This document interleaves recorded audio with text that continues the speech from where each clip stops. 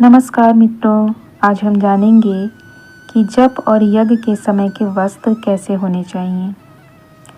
जप तथा यज्ञ में ऐसे वस्त्र धारण किए जाते हैं जो शरीर से अधिक चिपके नहीं, प्राण तत्व को भीतर खींचने और कल्मशों को बाहर निकालने की उस समय की प्रक्रिया में बाधा न पहुंचाएं।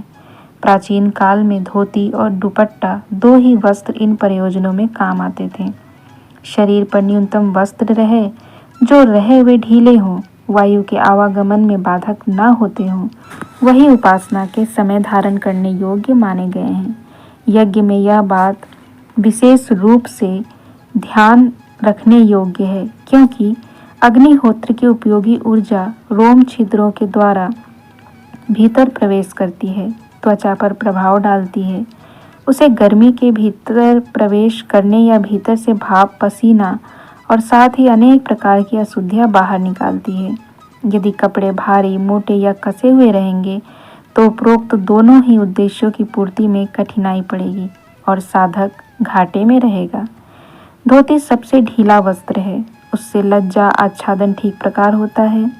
कटी प्रदेश और जंघाएं लज्जा के अवयव माने गए हैं। वे पजामे में भी उतनी अच्छी तरह नहीं ढकते जितना कि भारतीय संस्कृति के अनुसार आवश्यक है। इसी प्रकार पजामे का कमरबंद, नीचे की मोहरी, शरीर के साथ उसका चिपका रहना यज्ञ के लाभों में बाधा उत्पन्न करता है।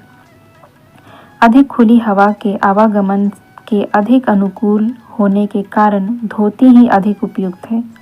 भारतीय संस्कृति का यही प्रतीक परिधान भी है, जिसका अन्य समय में न सही धार्मिक कृत्यों में तो स्थान बना ही रहना चाहिए। शरीर पर धारण किए जाने वाले वस्त्रों में कुर्ता सीधा, सरल, सादगी का प्रतीक एवं सस्ता है। वायु का आगमन निर्बाध रूप से होता रहे, ऐसी ही उसकी बनावट है। भारत की सांस्कृतिक पोशाक की दृष्टि से भी कुर्ता ऐसा परिधान है जिसे धार्मिकता एवं सांस्कृतिक एकता के प्रतीक रूप में मान्यता मिल सकती है। वह आसानी से नित्य धोया जा सकने योग्य है। ऐसे कपड़े जो शरीर पर चिपके रहते हैं, नित्य नहीं धुलते, उनको धार्मिक क्रिया कृत्यों में धारण न किया जाए तो ही अच्छा है। मोजे हर हालात में उतार देना चाहिए। उनकी गंदगी लगभग जूते के ही समतुल्य होती है। जिन प्रदेशों में धोती कुर्ते का रिवाज नहीं है, बनाना भी कठिन है, वहाँ पजामे के उपयोग भी की जा सकती है, इसकी छूट मिल सकती है, पर वह भी धुला हुआ हो तो यह ध्यान रखा जाए।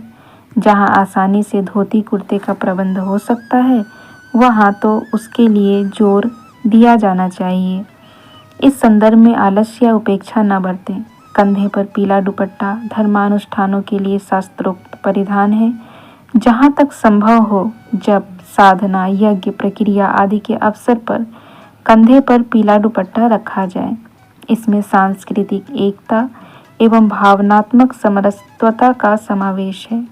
इसीलिए यथासंभव सभी धर्म कृत्यों में धोती, कुर्ता, पीला दुपट्टा धारण करने पर जोर दिया जाए, पर इसे इतना कड़ा प्रतिबंध न माना जाए कि किसी श्रद्धालु को मात्र इसी कारण सम्मिलित होने से रोका जाए। अच्छा यह है कि सामूहिक आयोजनों में कुछ सेट इस प्रकार के रखे जाएं जिन्हें लोग प्रयोग कर सके, जो इस प्रकार के वस्त्र घर से लेकर नहीं आए हैं। महिलाएं प्रायः साड़ियाँ ही पहनती हैं। वे धर्म कृत्यों में पीली रंगी रहे। शरीर पर धारण करने के वस्त्र चिपके रहने वाले नहीं, ढीले होने चाहिए।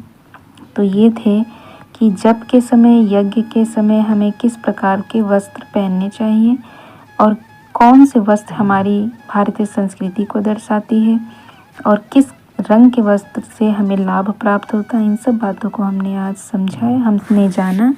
तो आप जब भी जप करने बैठें या यज्ञ करने जाएं तो इसे ध्यान में रखते हुए इसके अनुसार ही या पूज्य गुरुदेव के निर्देशानुसार ही उसका पालन करने का भरपूर प्रयास करें।